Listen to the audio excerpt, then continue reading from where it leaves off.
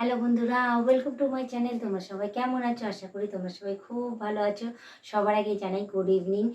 কারণ আমি সারাদিনের সমস্ত কাজকর্ম সেরে ঠেরে নিয়ে নিচে ঘরে একটা স্ট্যান্ড ফ্যান ছিল, সেটা নিয়ে আমি ওপরে ঘরে চলে এসেছি। কারণ বৃষ্টি ঝমঝমিয়ে পড়ছে আর নিচে স্ট্যান্ড ফ্যানের কোনো দরকার নেই, ঠান্ডা ঠান্ডা ওয়েদার, তো সিলিং ফ্যানেই কাজ হয়ে যাচ্ছে। তো স্ট্যান্ড ফ্যানটা ছাদের ঘরে নিয়ে এসেছি যেহেতু, ভাবলাম তারপর আর নিচে যাইনি, এখানেই আমি বিছানাপাতি ঝেড়ে রেস্ট নিয়ে নিয়েছি। রেস্ট নিয়েই উঠলাম, উঠে তোমাদের সামনে চলে এসেছি একটু গল্প করতে, একটু আড্ডা মারতে, তো আর আমার কিছু জিনিস শেয়ার করতে।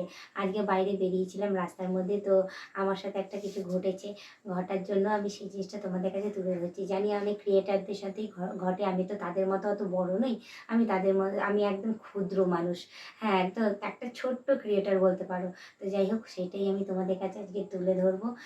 সেটা হলো কি, আগে অনেক ক্রিয়েটাররাই অনেক হাত কাটা ব্লাউজ, হাত কাটা ড্রেস পরে পরে ভিডিও করে, তারপর রিলস বানায়। তো অনেকে অনেক কিছু কমেন্ট করে আমি দেখি, তো বাট আমার ওটা বলার কোনো অধিকার নেই সেটা। তো সেরকমই আমাকেও অনেকে অনেক কিছু কমেন্ট করে, তো আমি সেসব কিছু মনে করি না। কারণ অনেকেই পেটের দায়িত্বে এইসব করে, কেউ করে অভাবে, কেউ করে স্বভাবে। তো সেরকমই আমার অভাব আছে, আমার মতো অনেক ক্রিয়েটারদেরই অভাব আছে, তাই তারা এই ভিডিও করে, রিলস করে।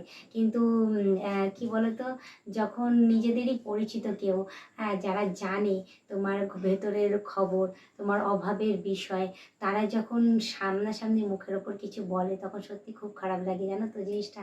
সেরকমই আজকে বাইরে বেরিয়েছি, আজকে যখন ওরা জানে যে আমার কি অভাব না অভাব, আমি কিসের জন্য সেসব কিছু করছি, তো তারা কমেন্টে আমার ড্রেস আপ নিয়ে কথা বলে মুখের ওপরে ডাইরেক্ট। তো আমি শুধু একটুখানি বলি যে কেন, অনেকেই তো যাদের টাকা আছে তারা অনেকেই এরকম হাত কাটা ব্লাউজ পরে ঘুরে বেড়াচ্ছে, হাত কাটা নাইটি পরছে, হাত কাটা ড্রেস পরে, সুন্দর সুন্দর ড্রেস পরে পরে ঘুরে বেড়াচ্ছে। এমনকি বিয়ে বাড়িতে নেটের শাড়ি পরছে, দাদা নেটের শাড়ি যে পরে এক প্রিন্ট করে, ঠিক আছে, তাতে কোনো সমস্যা নেই।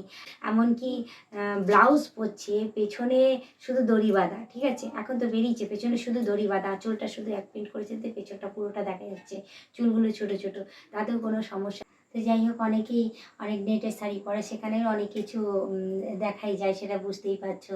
তো সেরকমই অনেকে অনেক রকম ড্রেস আপ পরে, অনেক কিছু হয়। তো যাই হোক, সেরকমই আমি তো হাত কাটা ব্লাউজ পরি, অনেকে রিলস করেছি, অনেক কিছু করেছি, তো আমার অভাবের জন্যই আমি করি। তো ডাইরেক্ট বলছে এরকম ড্রেস পরছো, এরকম কেন পরছো, ওদের টাকা আছে তাই ওরা পরছে, ওদেরকে কেউ কিছু মুখের উপর বলবে না। হ্যাঁ, কারণ ওরা সার্ভিস করে, কেউ এই করে, কেউ এই বিজনেস করে, বিজনেসম্যান, হ্যানা ত্যানা। তোমার বর কী করে, তোমার তো পড়ার কোনো ইয়ে নেই, এসব কেন পড়ছে, ওসব হ্যানা ত্যানা উল্টো পাল্টা যাই হোক বলেছে।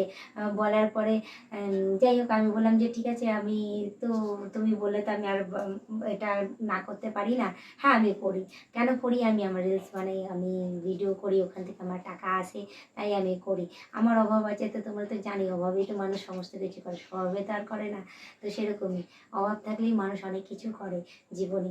সেরকমই আমি আমার আয়ত্তের মধ্যেই থাকি, আয়ত্তের মধ্যে থেকেই তো আমি আমার বরের পারমিশন নিয়ে, বাড়ির পারমিশন নিয়ে সমস্ত কিছু করছি। এমন তো না যে কারো পারমিশন নিয়ে আমি করি না, সবার পারমিশন নিয়ে সবাই সবার কাজটা করে। তো এরকম বলাটা ঠিক না, কি বলতো, কমেন্টে বলে তারা জানে না, তারা বলে। এবং যারা জানে তারা যখন এরকম ডাইরেক্টলি সামনাসামনি বলে, সত্যিই খুব খারাপ লাগে। তো মনটাও আমার খারাপ ছিল, হ্যাঁ, কিছু করার নেই। তো যাই হোক, আমি ওসব ইগনোর করে করে দিয়েছি, আমি অত মাথায় নিইনি।